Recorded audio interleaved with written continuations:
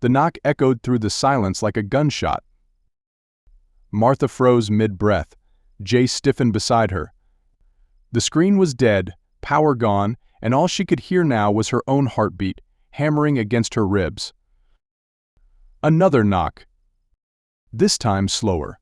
Measured 3 seconds apart. Jay mouthed back door. He moved soundlessly toward the kitchen, pulling a long screwdriver from his coat. Martha followed behind, knees shaking. Through the back window, she saw a silhouette, male, tall, hat low over his face. And standing next to him another figure. Smaller, leaner. Then she saw the glint of a badge. Jay raised the blinds just an inch. "It's not local PD," he whispered. "Private security. Blackwell's men." A cold chill raced down her spine. What do they want? They want to know what you've already shared. If we open the door, this ends here. And if we don't? We force them to show their hands. Suddenly crash. The front door exploded inward. 3 men in black rushed in, weapons drawn, not guns, but those sleek electric shock batons that silence a body in seconds. Martha screamed. Jay slammed the back door shut and locked it. Upstairs. They scrambled. Jay pulled her by the hand through the hallway into the attic stairwell. Martha's heart pounded like a war drum. Her vision blurred as adrenaline surged. Jay yanked down a rope ladder from the ceiling, shoved her up first, then climbed after. Just as he pulled the door shut behind them, heavy boots stomped beneath. "Clear the rooms." A voice barked. Martha crouched in the corner of the attic, gasping for air, while Jay fumbled with a small case. "What are you doing?" she asked. He opened it. Inside, a satellite hotspot and backup battery. "I'm getting the video out." "But the powers." "Not anymore." He connected it. The small green light blinked alive. Martha watched in disbelief. "You carried that all this time?" "I used to be someone else," he said simply. "What do you mean?" But Jay didn't answer. He uploaded the file. This time, to 7 different locations, distributed, tracked, scheduled. Even if they didn't survive the night, it would go live. All of it. Below, they heard shouting, a commotion. Then silence. Too much silence. Jay pulled out his phone and tapped an encrypted app. The screen flickered, then glowed. Live stream initiated. He turned the camera toward Martha. "You tell them." She stared at the lens. "My name is Martha Reeves. My husband was murdered by people you trust to run this country. We have proof. And if you're seeing this, it means they've come for us. Please don't let them bury the truth with our bodies." As the stream uploaded in real time, the attic door burst open. Light flooded in. The security team froze, caught on camera. Jay stood between them and Martha. "Step back." One of the men yelled. "You're being live streamed," Jay said calmly. "The entire world sees you right now." The men hesitated. "Abort," one of them muttered. "We're burned." They vanished. On. But not before one of them dropped something, a burner phone. On its screen, a single message blinked. "She's the one. Initiate Phoenix Protocol." 72 hours later. The footage exploded online. News anchors stumbled over themselves. Reddit threads surged. Hashtags trended globally. "Justice for Charles." "Martha knows." "Blackwell files." The video showed the corruption, the poisoning, the cover-up. Every cold fact laid bare. Martha became an icon of resistance. Not because she asked for it, but because she had survived the fire. Senator Blackwell? Gone. Resigned. Then vanished. No press conference, no farewell. Just gone. Whispers emerged. Offshore accounts, shell companies collapsing, and a quiet string of resignations. 6 weeks later, Jay and Martha sat in a quiet diner. Anonymous, together. She stirred her tea slowly, no sugar this time. "You never told me who you were," she said. Jay smiled faintly. "Just someone who once believed in the system." "And now?" "I believe in you." She smiled. "And I believe in second chances." He raised his cup. "To Charles." She nodded, lifting hers. "To truth." They clinked mugs. And outside, in the corner of the window, a woman in a gray suit watched them and dialed her phone. "We found them." Click. The next evening, Martha didn't sleep, not even for a minute. She sat on her couch, lights dimmed, staring at the door like it was breathing. Jay hadn't returned. His words echoed in her mind. "They'll be back." At exactly 2:03 a.m., a soft humming began. Not inside but outside. Low, mechanical. She crept to the window. A drone. Small, black, almost invisible in the night. Hovering, blinking red once every 3 seconds. Silent until you noticed it. Then it buzzed away. She didn't know what was worse, that it had come, or that it had left so quickly. At 6:42 a.m., Jay returned. He looked more tired than ever. "I found something," he said, tossing an envelope on her table. Inside, a USB. "What's on it?" "A video. From 4 months ago." Martha's fingers trembled as she plugged it into her laptop. The file opened. Security footage. Grainy, but clear. It showed Charles, her husband, arguing with a man in a suit outside a courthouse. Martha's breath caught in her throat. The audio was barely audible, but Charles's words were chilling. "This isn't justice. You're covering up a murder, and I won't be quiet about it." The suited man leaned in, whispered something, then looked straight at the camera and smiled. Static. Then the video ended. "Who is he?"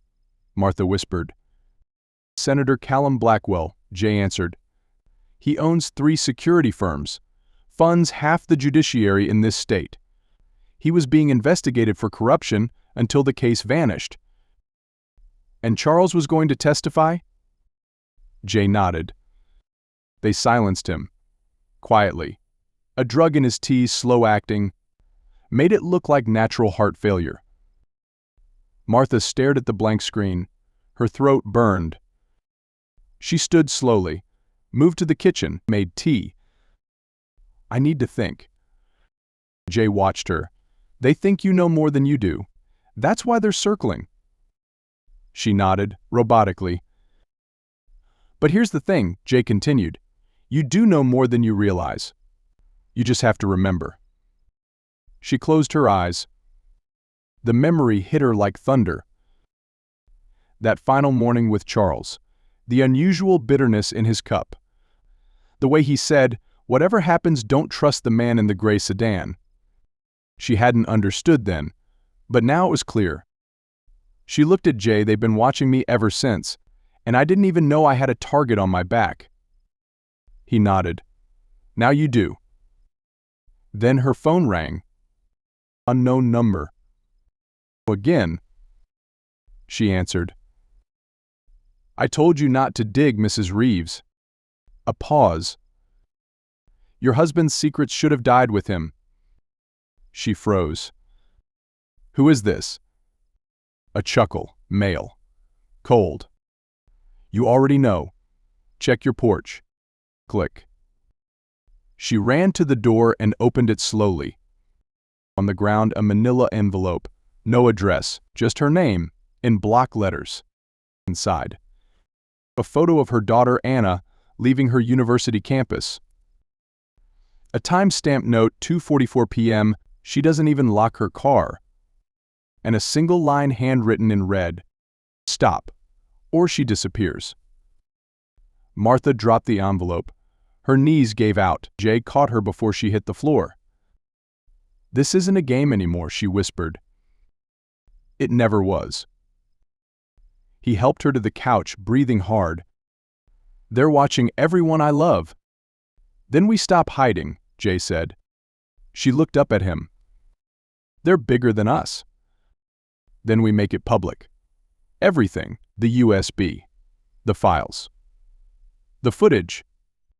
They'll come after us. Then we give them a reason to." Martha stared at the flickering screen. "I want to burn them to the ground." Jay nodded, a fire in his eyes. "Then let's light the match." They began uploading the files first to a public cloud, then scheduled it for release. Password protected, but if either of them went missing, the truth would spill out. But just as they hit upload, the screen went black. Power out. Complete silence. Then a knock. One single knock. This time at the back door. The old woman sat on the rusted bench, her trembling fingers clutching a brown grocery bag like it was made of gold. The sun beat down on her wrinkled face as cars passed by, indifferent to her existence. She had waited 17 minutes exactly for the 41 to arrive, just like she had every Tuesday for the last decade. But today wouldn't be like the others. Today someone was watching her. A young man, hoodie up, shoes scuffed, eyes darting, leaned against a telephone pole across the street. He wasn't there for the bus. He was there for her. Her name was Martha Ellen Kay, 70 years old, widow, former nurse. 3 kids who never called, for a pension that barely covered rent. And that bag she held? It contained not just groceries but an envelope, $312 in cash, her rent for the month. She couldn't risk the bank anymore, not after what happened in March. At minute 19, the bus still hadn't come. She looked down at her shoes, scuffed leather, 2 sizes too big. A donation from the church. Then she felt it, that tingle on her neck. The unmistakable awareness of being watched. She turned her head. Their eyes met. And that's when it began. He didn't smile. She didn't flinch. Just 30 seconds later, he started walking toward her. Slowly, like he was deciding with each step whether he'd go through with whatever was on his mind. And then, out of nowhere, he sat down, right next to her. No words, just sat. Hook, 60 seconds. 2 people, 2 worlds, 1 bench. The story hadn't started with kindness. It started with silence. But silence can be louder than words. She looked straight ahead, so did he. Until he spoke. "You always wait here?" The voice was rough but not threatening. Young, maybe 20. Martha hesitated, then nodded. He looked at her bag. "You always carry that much cash?" She froze. And in that frozen second, the entire weight of her past came crashing into the present. Her husband, who died clutching her hand, her daughter, who hadn't visited since the pandemic, her son, lost to pills in prison, her faith tested, buried, and half forgotten. Then he said something unexpected. "You shouldn't. Not in this part of town." She blinked. Was that a warning? Or a threat? The bus still didn't come. Hook, 90 seconds. "What do you do when a stranger knows too much about you?" He turned to her again. "I'm not trying to scare you, miss." "You are?" she whispered. "I'm trying to protect you." She laughed. A bitter, aged laugh. "From who?" He looked down. "From guys like me." And just like that, the world changed. Martha stood up. The bag shook in her hands. "Is that supposed to be funny?" "No," he said. "That's supposed to be honest." She started walking away, no bus in sight. Her knees ached with every step, but her pride carried her forward. Then he followed. He wasn't yelling. He wasn't demanding. But he was following. And behind her, the world seemed to slow down. Every pedestrian stopped mattering. Every noise blurred. All she could feel was footsteps behind her. His. Hook, 2 men's. How close does someone need to be before they become your fear? She crossed the street. He stayed behind. She turned a corner. So did he. Then she stopped. She couldn't take it anymore. Why are you following me? He looked her in the eyes. Because you dropped this. In his hand the envelope. $312. Martha's heart nearly stopped. The bag must have torn when she stood. And somehow he had picked it up. He was holding it out with both hands like an offering, not a demand. She took it slowly. Thank you, she whispered. He didn't answer. He just started walking away. Hook, final 30 seconds. Some people enter your life like a threat. But what if they were sent as protection? As the sun lowered, the bus finally arrived. She didn't get on. She watched him disappear into the city, a shadow, then gone. That night she couldn't sleep. That young man. She would see him again. And when she did, the world would never be the same. The next morning was the first time Martha didn't feel entirely alone in years. But that feeling came with a weight. She didn't know if she had invited a guardian or a ghost into her life. She made tea and waited by the window. At exactly 7:48 a.m., the same black car passed. Slower this time. It didn't honk. It didn't stop. But the man inside turned his head and stared. That's when Martha knew this wasn't just paranoia. It was presence. Intentional. Cold. She stepped away from the window, heart racing. She called her daughter again. Straight to voicemail. Again. She paced. Then opened the drawer where she kept her late husband's old military flashlight. Heavy. Metal. Not a weapon, but it could be. Then came the knock. 3 soft taps. She peeked through the peephole. J.A.D.? This time, he looked different. Alert, nervous. When she opened the door, he didn't wait. They were outside your house. One of them tried to talk to me, asked questions, wanted to know if you lived alone. She blinked. And you told them? I told them you moved last week. I think they bought it. He was breathing heavy. Martha opened the door wider. Let him in.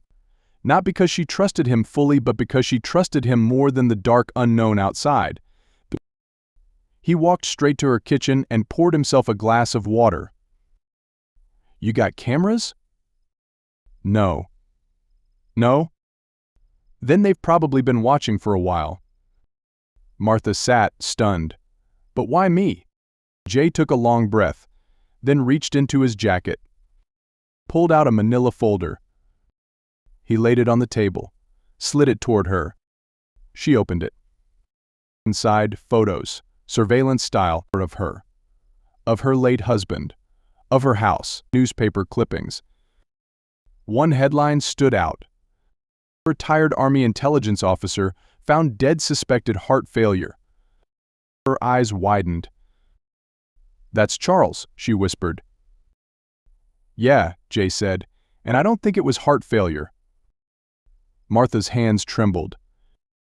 How do you have this? I used to know people. I owed a favor. They sent it anonymously.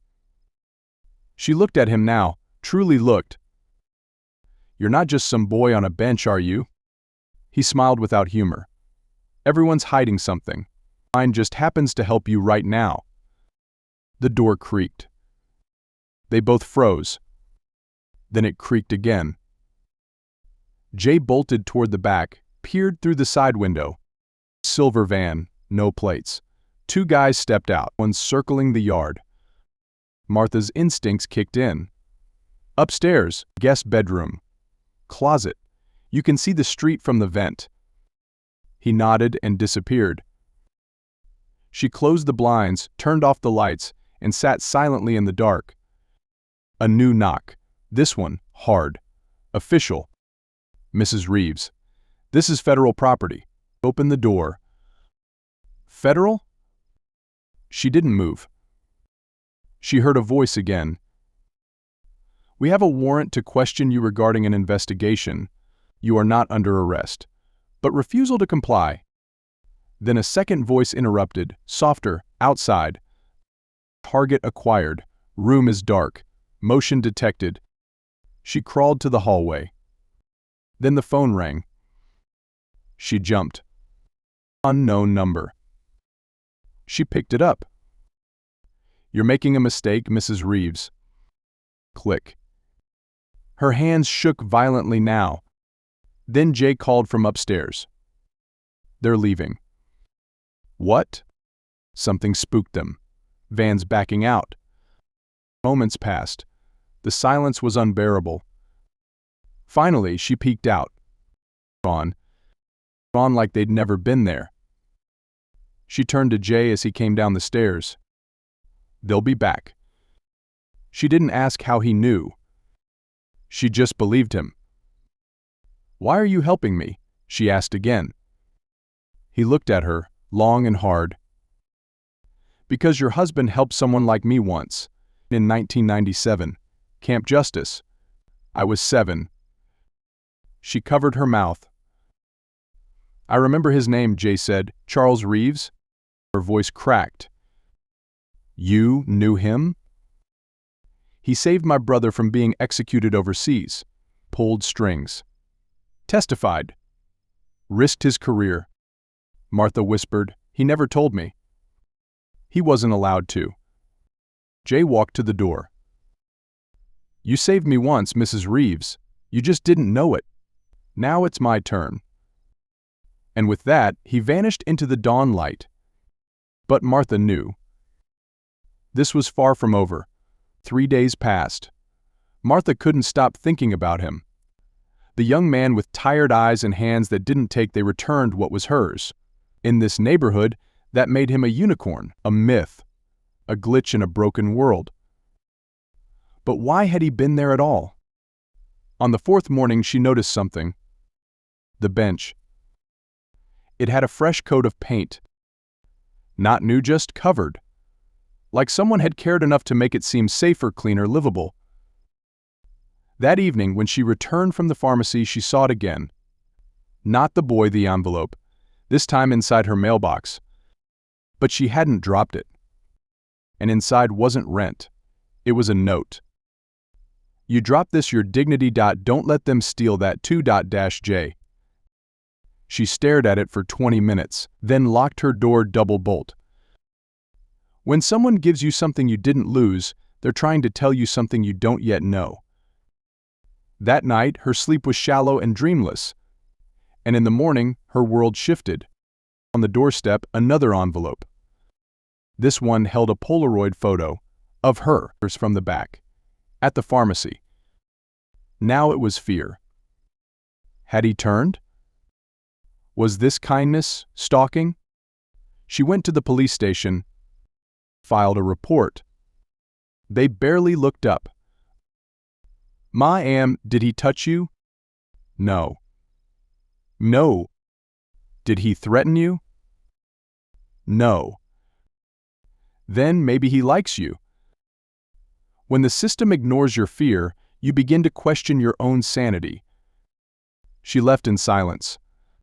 The sun was low, the shadows long, and then there he was, sitting again, on her bench. Same hoodie, same quiet. She approached this time. You taking pictures of me? He didn't flinch. No. Then who is? I think, he said, you're being watched. Her stomach flipped. By who? Men in black SUVs. With radios. They showed up 2 days ago. I thought they were here for me. Martha's voice cracked. Why would they care about me? I don't know, he said. But you're not as invisible as you think. When someone you barely know sees you clearer than your own children, you start to wonder who the stranger really is. She sat down next to him. What's your name? She asked. He hesitated. J. Ashe Messal Bris. No full name? No full life. The silence felt heavier than before. Then she asked something strange. Do you believe in angels? He chuckled. Lady, I sell weed to survive. I don't pray. You don't have to pray to protect. They sat in silence again. This time, it didn't feel threatening. It felt like something ancient, like a contract was forming between souls. She reached into her bag and pulled out a sandwich. Eat, she said. He did. And that's when he spoke. You remind me of someone. Your grandmother? No, he said. My mother. Before she stopped being one. Some wounds aren't visible, but they echo in every kindness refused. The sandwich was gone in 2 minutes. She handed him a napkin. You're not alone, you know. He didn't answer. But his eyes glistened. Then he said it. There's more coming. You need to be ready. What do you mean? Maid? I saw one of them following you yesterday. Black car, no plates, tinted windows. Same guy 3 days in a row. Martha went cold. Was this a scam? Was he gaslighting her? Or worse, was it real? That night, she didn't sleep at all. And at 3:12 a.m., a car did circle her block. Twice. She wasn't paranoid. She was being watched. And the only person who believed her was the one the world told her not to trust.